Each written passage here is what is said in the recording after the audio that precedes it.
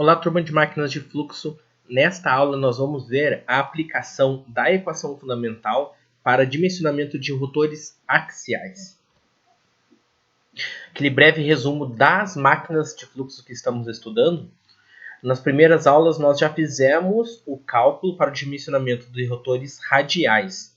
Uma aula foi para um rotor radial de uma máquina geradora, que são as bombas centrífugas, e na outra para uma máquina motora, que é a turbina Francis, que possui o rotor radial. Este primeiro nós fizemos um em cada aula, devido ser o começo da disciplina e vocês viram a complexidade dos cálculos. Na aula de hoje nós vamos estudar de uma maneira geral como que faz o dimensionamento dos motores axiais, sendo eles geradores ou motores, certo? O exemplo mais comum de um gerador axial é um ventilador. E o exemplo mais comum do motor axial é a turbina Kaplan, certo? Vamos ver lá. O ventilador axial. O ventilador axial é aquele que a gente conhece, que é bastante aplicado para uso residencial, certo? Aquele ventilador que tem na sala de aula também. Aqui está o desenho, uma foto dele, e aqui um desenho técnico do ventilador. Lembra que a gente pode fazer o desenho das máquinas hidráulicas com dois planos, como o plano meridiano e o plano normal. O plano meridiano é aquele que mostra o eixo da máquina. No caso, o eixo está mostrado aqui, ó, certo? E o plano normal, ele mostra as pás do rotor e ele é perpendicular ao eixo, certo? No ventilador axial, então, é aplicada rotação no eixo. E essa rotação no eixo que vai acelerar o fluido, no caso o ar, se for ventilador para ar, através das pás, certo? Se vocês perceberem, o fluxo do ar, quando passa pelas pás, ele é sempre paralelo ao eixo. Como ele é paralelo ao eixo, ele se torna uma máquina axial. Então, só para a gente dar uma recordada, todas aquelas definições, máquina de fluxo é porque o fluxo passa direto através do rotor e não fica preso, confinado dentro da máquina. Gerador porque ele transforma a rotação no eixo em velocidade no fluido, energia hidráulica. Axial, devido a isso que eu falei, que a passagem da corrente fluida é sempre paralela ao eixo. E de reação, porque tem uma diferença de pressão entre a entrada e a saída do rotor. A pressão antes e depois do rotor é diferente. O ventilador, no caso, ele proporciona um aumento de pressão com a passagem do fluido. Beleza. Como um rotor axial, nós também temos o exemplo da turbina Kaplan. Neste caso, a turbina Kaplan, aqui está uma foto dela, e aqui um desenho técnico. Então, a turbina Kaplan tem o eixo, certo? Esse é o plano meridiano porque nós estamos vendo o eixo. E através da passagem do fluido pelas pás, por uma turbina hidráulica, que é a passagem de água, a água vai acelerar o rotor e promover rotação no eixo, certo? Então, fazendo o mesmo estudo para a turbina Kaplan, ela é uma máquina de fluxo porque o fluido passa direto pelo rotor e não fica confinado em alguma parte dentro dele. Ele é um motor agora, porque o motor, ele, através da passagem de energia hidráulica, é gerada energia mecânica. Então é a velocidade da água, no caso aqui da turbina hidráulica, passando pelos rotores, que vai criar velocidade de rotação no eixo. Então ele gera energia mecânica. Axial, devido à corrente fluida ser paralela ao eixo. E de reação, porque também tem uma diferença de pressão antes e depois no rotor. E aquilo que eu até já comentei com vocês é uma revisão. Todas as máquinas em que o fluido fica confinado dentro, como escoamento interno, que passar pela máquina, é de reação, vai ter mudanças de pressão. Beleza? Então aqui estão os dois nossos tipos de rotores axiais que nós vamos estudar. E vocês já sabem que para fazer o dimensionamento do rotor, ele é em cima do triângulo de velocidades. O triângulo de velocidades no rotor axial, ele tem mais variações que nos rotores radiais que nós já estudamos. Então, eu trouxe aqui a figurinha para ajudar vocês a enxergarem, porque ele vai ser tridimensional, na verdade, às vezes é difícil de enxergar como que ele está sendo desenvolvido no rotor. E enxergar como ele funciona no rotor é importante para a gente entender o que a gente está calculando depois, certo? Então, para começar, aqui eu trouxe a foto de um ventilador axial, mas isso pode ser para um motor, pode ser para a turbina também, o estudo é o mesmo, certo? Então, aqui esse vetorzinho C é o vetor de velocidade absoluta. Lembra que a velocidade absoluta é a velocidade do próprio ar passando através do ventilador. Essa pontinha dele está bem na pontinha da pá, certo? Como se eu te fizesse o desenho aqui, ó.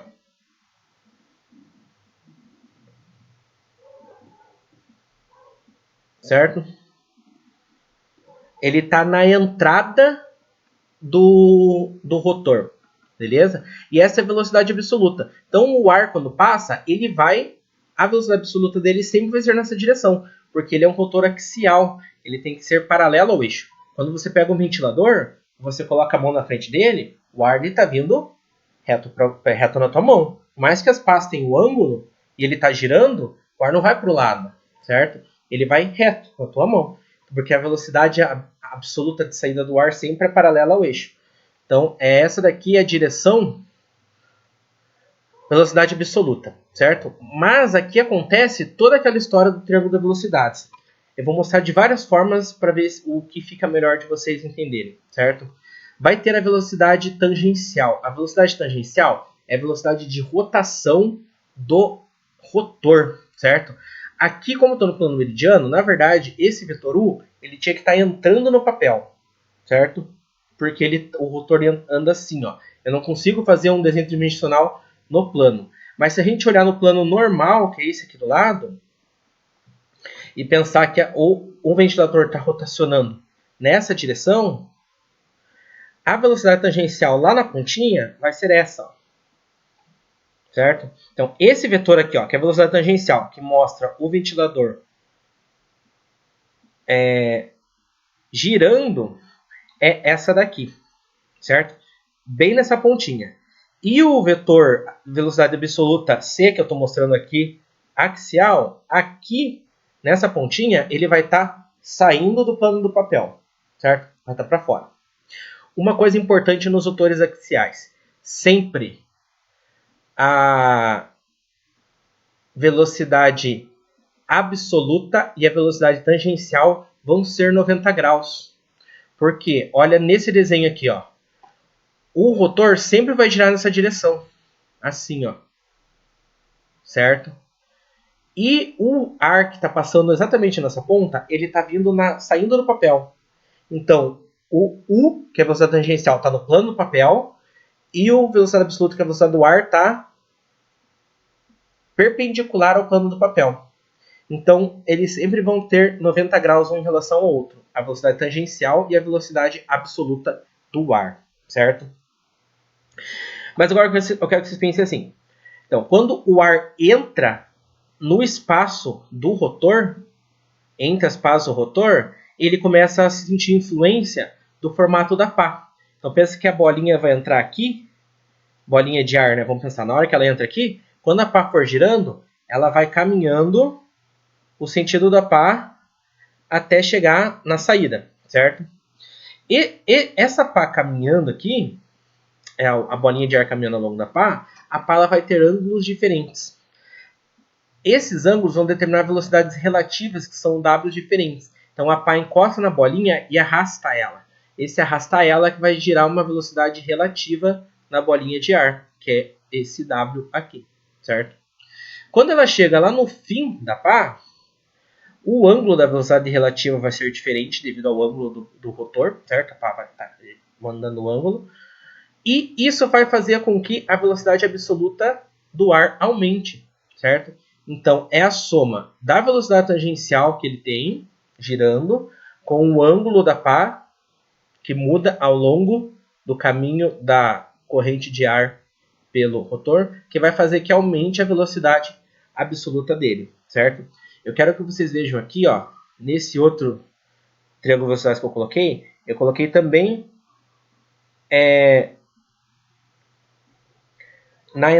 no mesmo diâmetro do rotor, aqui para fora, ó, certo? Aqui está na entrada e aqui está na saída do rotor, quando ele está entrando e saindo, aqui, certo? E isso que eu falei do diâmetro vai ser demonstrado melhor aqui no plano normal. Olhem lá, o rotor ele vai ter um diâmetro externo, certo? Então ele vai entrar, na verdade a entrada, gente, é aqui, ó, mas é só a representação. Ele entra por um lado do rotor e eu estou falando exatamente nessa linha do diâmetro externo que está acontecendo, certo? Quando ele está girando, ele vai gerar uma velocidade absoluta para fora do plano de papel. Aqui está desenhado com um ângulozinho aqui, mas esse C é como se estivesse saindo para fora do ângulo do papel, certo? Mas tudo isso que eu falei para vocês que está acontecendo exatamente nessa linha vai acontecer ao longo de toda a pá do rotor. E ela pode acontecer aqui no diâmetro que a gente vai chamar de diâmetro interno, que é o início da pá do rotor. No diâmetro interno, a velocidade tangencial devido à rotação do rotor vai ser menor, porque lá da mecânica básica a gente sabe que, vou escrever aqui, ó, velocidade é igual o ômega, que é a rotação em radianos por segundo, e o raio, né? Quanto a ômega, que a rotação é constante para todo o rotor.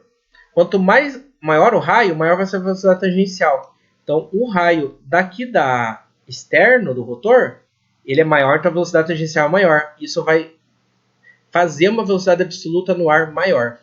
Aqui no diâmetro interno, como o raio é pequenininho, a velocidade tangencial vai ser menor e isso vai fazer uma velocidade absoluta menor, certo? Então eu quero que vocês enxerguem o seguinte. O ar, ele entra no rotor com uma velocidade absoluta pequena e ao longo do rotor, no mesmo diâmetro, ele vai aumentando a velocidade absoluta, certo? Só que quanto mais para fora da pá, mais externo a pá, maior vai ser esse aumento. Ele vai entrar com uma velocidade absoluta e vai aumentando até sair do rotor. Ele entra com uma velocidade absoluta e vai aumentando até sair do rotor. Então, quanto mais externo, maior a velocidade absoluta. E quanto mais para frente, aqui, né? Desde a entrada até a saída, também maior a velocidade absoluta. Então, estão vendo que ele tem um range de variações de velocidades ao longo de todo o rotor. Se aqui ficou meio difícil de enxergar, eu coloquei aqui numa figurinha que está em perspectiva, certo? Olha lá, aqui é um ventilador axial, tem as pazinhas aqui. E eu já coloquei o triângulo de velocidades. Falar que ele está girando assim. Aqui está a velocidade tangencial.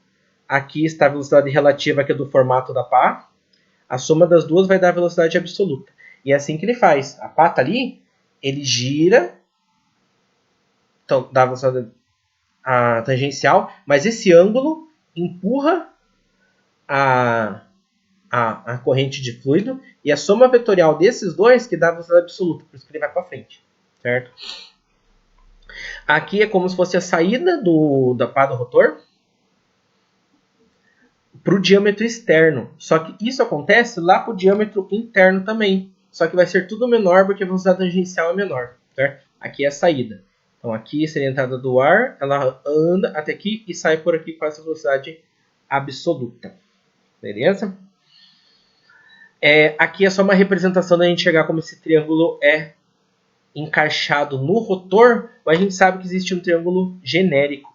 E o triângulo genérico para um rotor axial é igualzinho para os rotores radiais, certo? É sempre esse triângulo aqui, ó, genérico. Aqui eu fiz aquele desenvolvimento de como a gente saiu lá da máquina para cá. Se vocês lembrarem, era bem exatamente esse daqui, ó, o triângulo de velocidades que estava no rotor axial, certo? Daí eu fiz daqui para cá, eu girei na horizontal, daí desse segundo para esse terceiro, foi colocado esse W nessa posição e chegou no mesmo triângulo genérico, certo? Como que é esse triângulo genérico? É sempre desenhado na horizontal a velocidade tangencial, a ponta do vetor com a ponta de velocidade tangencial C é colocado aqui, certo? E daí a cauda desse vetor com a ponta do U e a ponta do W com a ponta do C. Ele sempre é desenhado dessa maneira. E tem as componentes, né, meridianas, tanto da velocidade absoluta quanto da velocidade relativa, quanto as componentes tangenciais da velocidade absoluta e da velocidade relativa, certo? E tem os ângulos. Esse ângulo, gente, ó, o alfa é o ângulo entre a velocidade absoluta e a tangencial.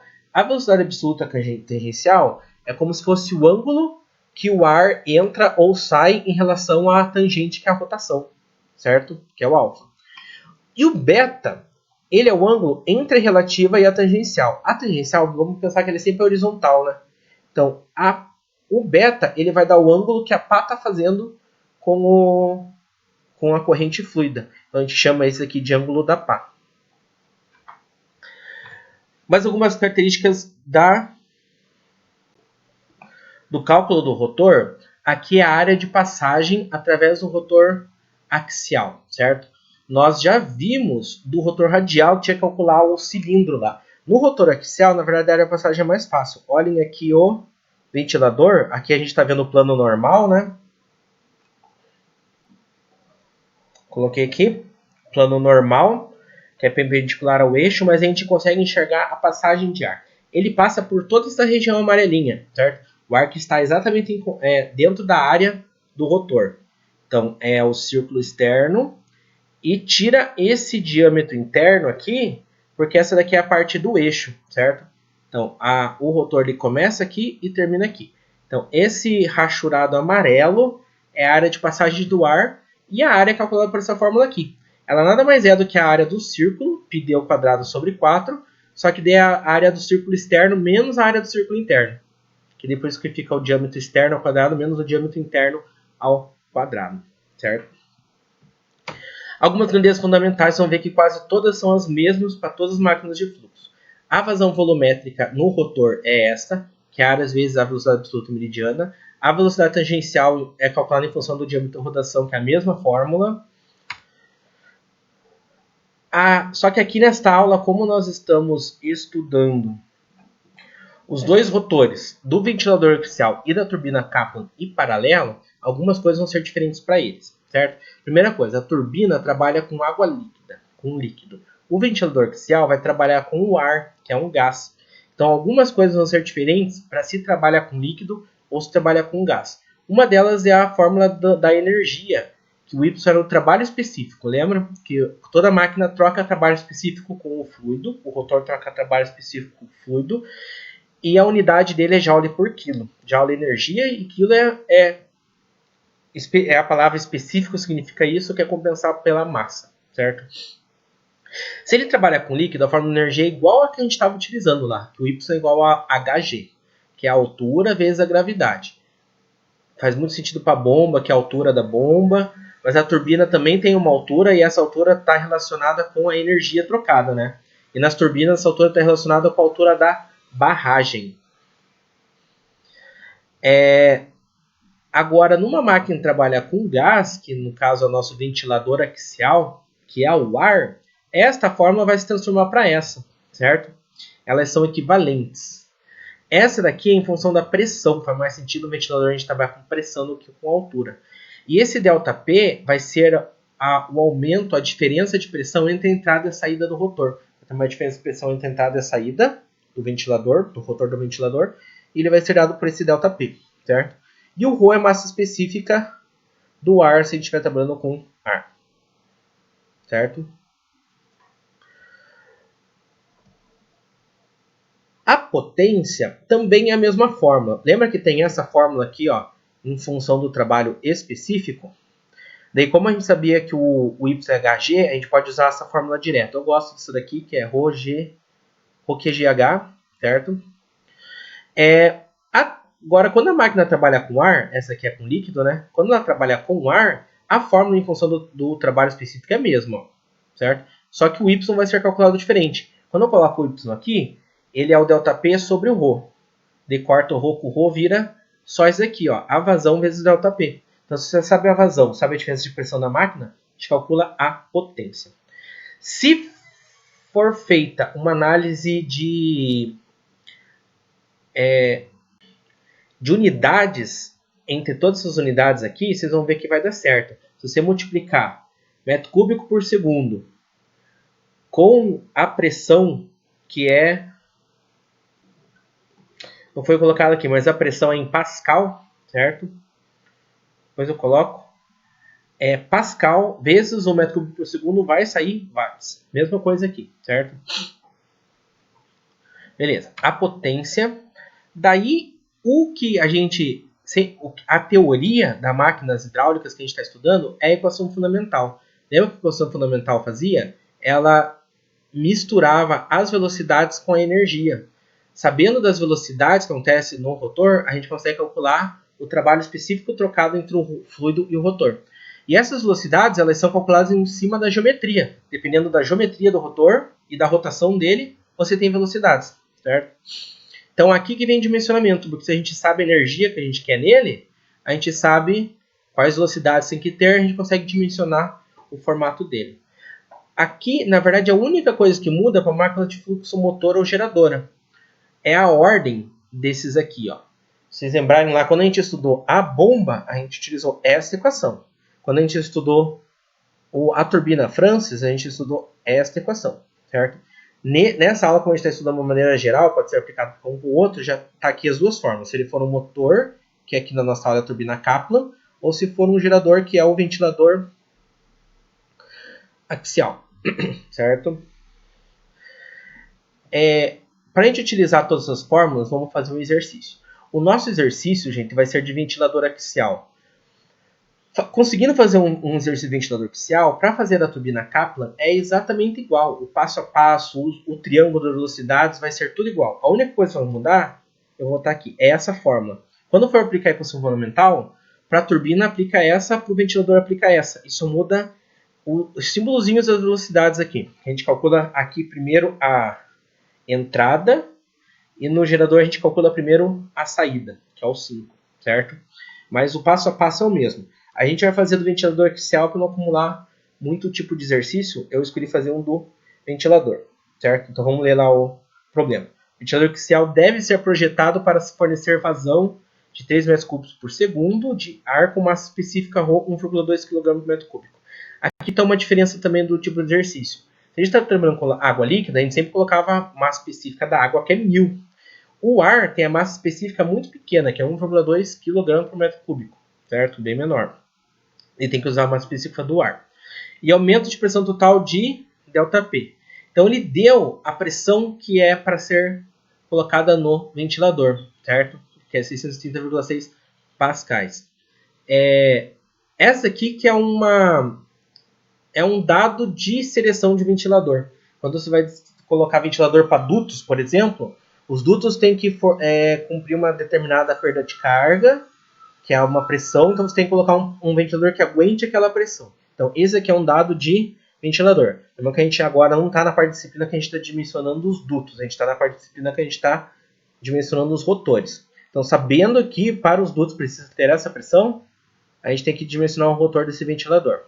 Ele gira com velocidade de rotação fora da rotação, 2.850 RPM, certo? E daí deu algumas dimensões iniciais para o dimensionamento. O rotor deve possuir diâmetro externo de 0,5 metros e diâmetro interno de 0,25. Então ele tem 50 centímetros de diâmetro externo e 25 centímetros de diâmetro interno, que seria a parte do eixo, certo? Então esse restante que são as pás do ventilador. E o que o exercício está pedindo? Ele está pedindo para a gente calcular os triângulos de velocidades completos, igual ao exercício anterior. E aqui ele está pedindo a inclinação das pás. A inclinação das pás, até que está um nome diferente, é o ângulo da pá, certo? É o ângulo beta. A inclinação das pás na entrada e a inclinação das pás na saída é o ângulo beta. E por último, a potência de acionamento do eixo desse ventilador. Então vamos lá. Os triângulos de velocidade. Então aqui eu coloquei eu fiz uma listinha dos dados que o exercício deu. Então, ventilador axial, a rotação, o ΔP total do ventilador, foi dado o diâmetro externo e interno e a vazão, certo? Uma coisa que eu já comentei, que aqui eu trouxe realçado, é que a velocidade absoluta e a velocidade tangencial na entrada, elas sempre são perpendiculares, certo? Então, a velocidade absoluta e a velocidade tangencial na entrada, elas sempre são perpendiculares. Então, porque o ar ele entra assim e o ventilador está rodando assim. Se elas são perpendiculares, o α4 sempre vai ser 90 graus. Se o α4 é 90 graus, o triângulo de entrada vai ser desse modo, certo? Em que o C e o U são 90 graus, então ele vai ter esse alfa 90 graus, um perpendicular ao outro, certo? O triângulo de saída, preste atenção que eu vou explicar agora. Ele, na teoria, também teria que ser 90 graus o tangente com a velocidade absoluta, certo? Porque o ventilador estaria assim e o ar estaria saindo exatamente 90 graus. Mas assim, isso seria uma condição ideal. Nas condições reais, vai ter turbulência ao longo do escoamento, certo? Então o ar ele pode sair difuso, ele não vai sair exatamente reto, ele pode sair um pouco difuso, devido a essa turbulência ao longo da passagem do ar pelo rotor. E também pela inércia. O que eu quero dizer com inércia? É porque quando você está pegando o rotor girando o ar, quando o ar sai, pensa, o ar entrou no rotor, daí ele está passando ao longo do rotor com o rotor girando. Quando ele sai, ele não para de girar e continua reto. Ele tende a continuar a girar, certo? Isso é muito no começo, porque a velocidade dele é alta. Então, ele sai, ao invés de ele sair assim, ele sai assim para frente, mas ele sai com ângulo devido a essa rotação que ele já está tendo no rotor, certo? Então, o ângulo de saída do ar desvia de ser 90 graus. Pensa que seria a horizontal do rotor, ele entra 90 graus, mas ele sai com um ângulo alfa diferente, beleza? Então, esse daqui é os triângulos para um rotor axial de um ventilador, certo? De uma máquina geradora. O nosso objetivo agora é calcular essas componentes. Gente, nesse exercício, eu até não escrevi, eu vou escrever ali depois. Eu não vou fazer igual aos outros de calcular todas as componentes e depois sair calculando o que o exercício pede. Eu vou calculando os componentes que forem necessários para calcular o que ele pede.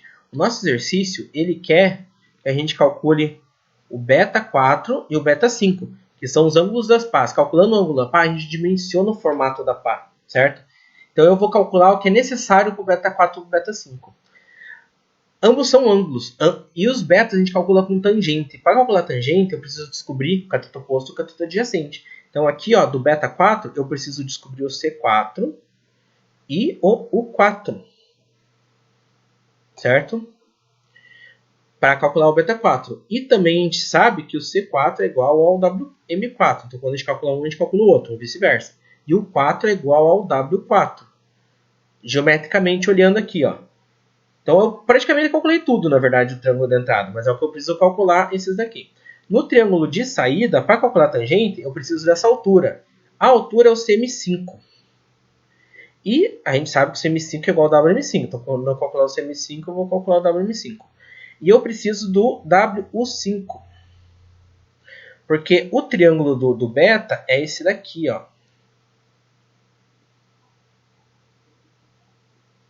O cateto adjacente dele é só esse, WM5. Não é o U5 ou o CU5, certo? É esse daqui. Então eu preciso calcular a tangente dos dois. Então eu vou verificando como que eu calculo essas componentes. Vamos lá. Gente, aqui eu trouxe um esquema de um plano meridiano, certo? Para eu explicar algumas coisas para vocês. Então a gente já sabe lá que tem um diâmetro interno e um diâmetro externo. Ele está fora de escala do que foi dado no exercício, não tem problema do exercício, o diâmetro interno é bem maior, né? Quase metade do externo. Mas assim, lembra que ele tem um diâmetro externo, e no diâmetro externo ele vai ter uma determinada velocidade U. E para o diâmetro interno, ele vai ter uma outra velocidade tangencial U. Então nós vamos ter um cálculo para o diâmetro interno e um cálculo para o diâmetro externo, porque o U de cada um vai ser diferente. E para cada diâmetro, a gente vai ter uma entrada e uma saída do rotor. Então a gente vai ter um cálculo para a entrada no diâmetro externo e um cálculo para a saída no diâmetro externo. Mesma coisa para a entrada e para a saída do diâmetro interno. Então eu vou representar os índices agora desse jeito. 4E para entrada externo, 5E saída externo, 4I entrada interno, 5I saída interno. Beleza? Vou começar os cálculos com o cálculo da energia total que eu trabalho específico. Lembra que para o ventilador que trabalha com ar, a equação se torna essa. A diferença de pressão foi dada em Pascal. A massa específica do ar é essa, foi dada no exercício também. Fazendo a conta, fica 525,5 joule por quilo. Então a gente sabe que para o ventilador fornecer essa pressão, o trabalho específico no rotor trocado com ar tem que ser esse. Em joules por quilograma de ar que passa pelo rotor. Certo? Vou já calcular a área de passagem de rotor que a gente vai utilizar no exercício, que é a parte geométrica, né? É a área da seção meridiana, seção normal, desculpa, aqui do ventilador. A fórmula é essa, substituindo os dados de diâmetro externo e diâmetro interno que foi dado no exercício, a gente descobre que a área é 0,1473 metros quadrados. Aqui já está em metros quadrados os diâmetros, então a área sai em metros quadrados, e a gente, se for dado o diâmetro em outra unidade, tem que voltar a área para metro quadrado para combinar com o joule e com o pascal, certo? E aqui está a minha tabela das velocidades, que é as que a gente precisa preencher. Tem uma velocidade aqui que já tem, que é a CU4E. Por que a gente já tem essa daqui?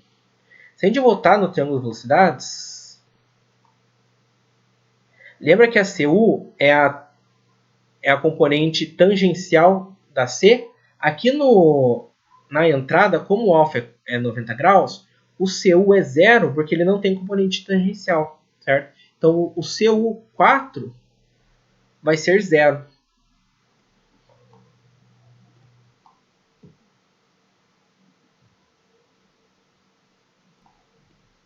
Isso já foi dado. Já está aqui na nossa tabela, beleza? Então vamos continuar. Vou calcular a vazão no rotor. A vazão é essa fórmula que é a mesma para todas as máquinas de fluxo. Vazão no rotor, área vezes a velocidade meridiana, certo? Vazão, gente, é a mesma ao longo do rotor inteiro. Tanto na entrada, no diâmetro interno quanto no diâmetro externo, quanto na entrada no rotor e a saída do rotor. A vazão que é uma constante, né? A vazão sempre vai ser a mesma, a vazão volumétrica. Quantos metros cúbicos por segundo de ar está passando é o mesmo, independente do local, certo? Então, aqui é só a nível de... para a gente fazer, igualar os numerozinhos, saber de onde que a gente está tirando os dados, eu vou falar assim, ó, que a vazão no 4 é igual a vazão no 5. Pode ser no externo e no interno, mas a vazão na entrada é igual a vazão na saída. Se a gente pensar só no externo, ou na verdade isso aqui pode pensar em qualquer, externo e interno. A área de passagem no rotor é constante, o rotor só tem uma área, ele muda de área, certo? E a vazão são as mesmas, então a velocidade na entrada e na saída é a mesma, meridiana. Então nos rotores axiais, a velocidade meridiana, tanto na entrada quanto na saída, vão ser iguais, certo?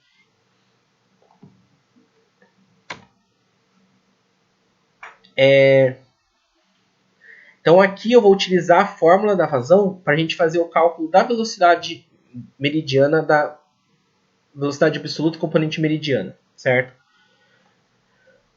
Vou utilizar os dados do 4, mas a gente vai ver que é igual para os outros, dá para igualar. Aqui eu vou colocar um índice 4 para a gente saber que a gente está utilizando os dados de 4 que é da entrada, certo? Então, a vazão foi dado no exercício, a área a gente calcula na unidade exterior, a gente descobre quando aqui, só a título de identificação, é a componente da velocidade absoluta meridiana na entrada do diâmetro externo, certo? Então, eu descobri que o CM desse pontinho aqui que eu estou indicando é 20,3666. E vou substituir lá na minha tabela. Mas uma coisa que a gente já sabe, que na entrada é igual na saída, certo? Então 4 é igual ao 5, que é o 20,3666. Então já substituí lá também. E outra coisa, se a gente voltar lá no triângulo, então voltando no triângulo, a gente descobre que, a gente percebe que esta altura, que é o CM5, é igual a esta, que é o WM5. Então, como eu calculei essa, eu já descobri que é igual a esta. E foi isso que foi colocado neste slide, nesta última anotação. O CM5 é igual ao WM5. E já anotei WM5 aqui, ó. Então tem várias coisas lá que são iguais. Na verdade, aqueles dois triângulos, todas as alturinhas são iguais, que é o que a gente descobriu aqui. Vamos continuar. A gente já descobriu algumas velocidades. Lembra que velocidade tangencial a gente consegue calcular? Tem a fórmula da velocidade tangencial. E ela é função do diâmetro e da rotação. Diâmetro e rotação a gente tem, certo? Então olha lá. E aqui eu coloquei algumas relações de igualdade. Porque assim, ó, o diâmetro externo ele é o mesmo tanto para a entrada quanto para a saída, certo? Então a velocidade tangencial, tanto para a entrada quanto para a saída, é igual, certo? Se o diâmetro é o mesmo, então como o diâmetro é o mesmo, a rotação é a mesma, a velocidade tangencial vai ser a mesma. Então, a velocidade tangencial no ponto 4 e no ponto 5 é o mesmo para o diâmetro externo. E vai ser a mesma coisa para o diâmetro interno, só que os diâmetros vão ser diferentes. Então, a velocidade tangencial entre o externo e o interno vai ser diferente, só que entre a entrada e a saída do diâmetro interno são iguais, certo? Como no exercício, se vocês voltarem lá, ó, a letra B, a letra C, ela está pedindo tudo do diâmetro externo, quero calcular as coisas que estão acontecendo aqui no diâmetro externo, eu vou usar só o diâmetro externo, certo? Eu vou calcular lá a velocidade, eu coloquei aqui o índice 4 como se fosse a entrada do diâmetro externo, para a gente saber que a gente está usando esses dados. Então eu coloquei lá o diâmetro externo, que é o 0,5 foi dado, a rotação 2850 dividido por 60, a velocidade é essa daqui. Daí eu já coloco aqui a velocidade. Vou preenchendo tudo que for calculando. E a gente já descobriu daqui, ó, que eu mostrei para vocês, que essa velocidade da entrada e da saída do diâmetro externo são iguais. Então já posso completar aqui a outra velocidade, certo? Vamos lá. E do triângulo, eu vou voltar no triângulo. A gente vê aqui, ó, que o U é igual ao WU, certo? Para a entrada, que é o 4. Então, o U4 é igual ao WU4. Que é o que eu coloquei aqui, ó. O U4 é o W4. E o índice E, gente, eu estou colocando em todos eles, tá vendo? Tudo só estou adicionando o índice E, que é para dizer que eu estou calculando o diâmetro externo. Porque agora, no rotor axial, entre calcular externo e interno, fazer diferença, vocês já viram, certo? Então, o W4, que está aqui, ó, eu já vou colocar lá que é o mesmo valor, certo? Eu calculei algumas velocidades, mas eu quero que vocês vejam aqui, ó. O CM4 e o W4 eu já calculei. E olhando aqui no rotor, é o que eu preciso. Eu preciso do CM4, que na verdade é igual ao C4, né? Que é a altura. Não está colocado aqui, mas essa altura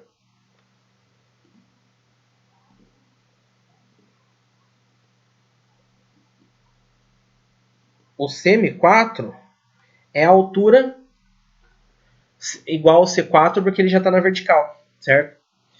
Então eu já tenho ele. E eu tenho o 4. Então eu calculei essa altura e essa base. Eu já consigo calcular o beta 4, certo? Então nesse exercício eu vou fazer assim, eu vou calculando até ter o que eu preciso e já vou pular para o que eu quero calcular, que é o ângulo da pá, certo? Vamos lá. A letra B, ele pede para calcular a inclinação das pás na entrada do rotor para seu diâmetro externo, que é o beta 4e. É por tangente. Então, vai ser a tangente da altura pelo cateto oposto pelo cateto adjacente. A gente sabe que o cateto oposto é o C4e, certo? e o cateto adjacente ao U4E. É só olhar lá no triângulo. E se um monte de coisa for igual, não tem problema eu colocar as outras letrinhas aqui, certo? É o cateto oposto sobre o cateto adjacente. O cateto oposto a gente calculou, ó. E o adjacente a gente também já calculou, que é o U4. Ó, tá os dois calculados. Substituo aqui, faço o arco tangente e descubro que o beta 4E é 15,2677 graus. Então eu já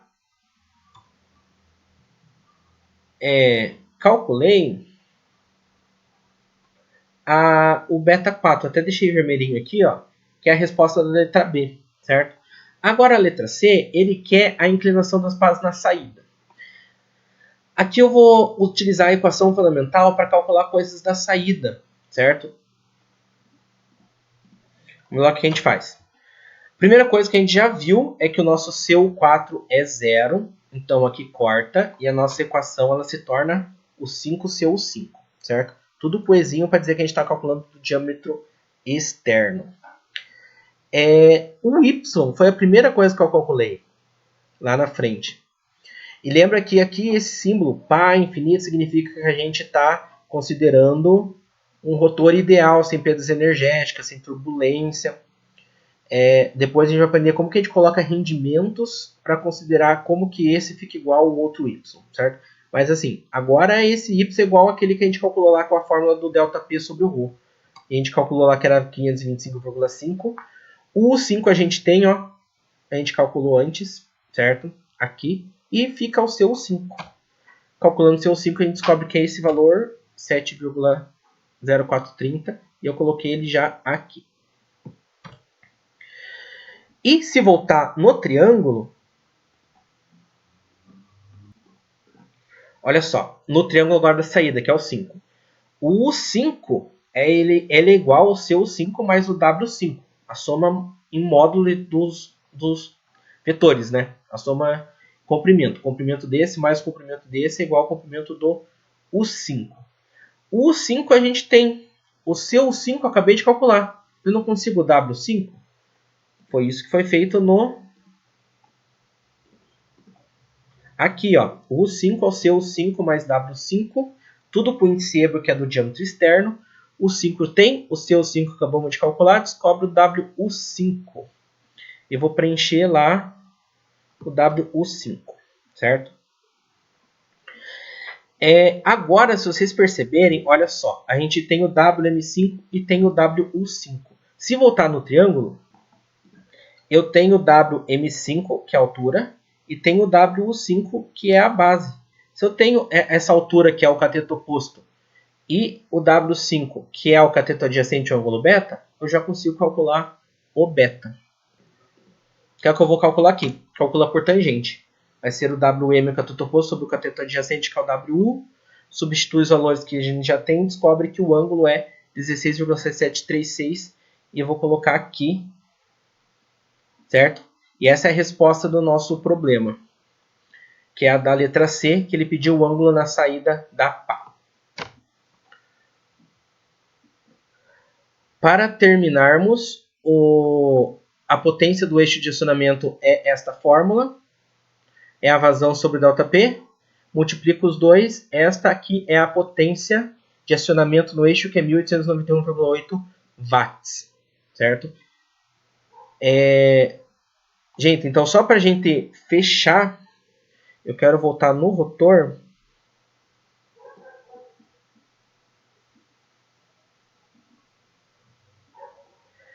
Aqui, vocês viram que a gente calculou para a entrada um ângulo de 16 e para a saída um ângulo de 17 alguma coisa, 16 alguma coisa, 17 alguma coisa. Para a entrada e para a saída. Os ângulos são diferentes. Então, assim, por isso que o ventilador tem aquele formato especial, porque é calculado o ângulo para a entrada e o ângulo para a saída para o diâmetro externo. Daí é feito, vamos dizer assim, uma progressão entre o 16 e o 17, entre o 16 da entrada e o 17 da saída, é feita uma progressão até o 16 virar o 17, certo? Só que para cada diâmetro, pensa, eu calculei para o diâmetro externo, mas eu poderia calcular o diâmetro 1 milímetro para dentro. O ângulo já vai ser diferente. 1 milímetro para mais dentro, o ângulo vai ser outro. E para cada, vamos dizer, diferencial, desde o diâmetro externo até o diâmetro interno, o ângulo ele muda ao longo do raio, vamos dizer, e ao longo do avanço entre a entrada e a saída. E esse que é o desenho de um rotor de um ventilador axial, certo?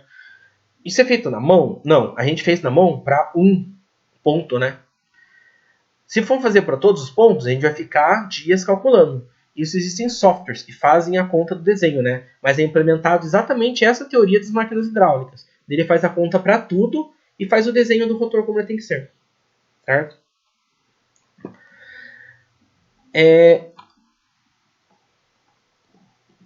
Então essa aula é isso. Qualquer coisa, pergunta lá no AVA. Falou.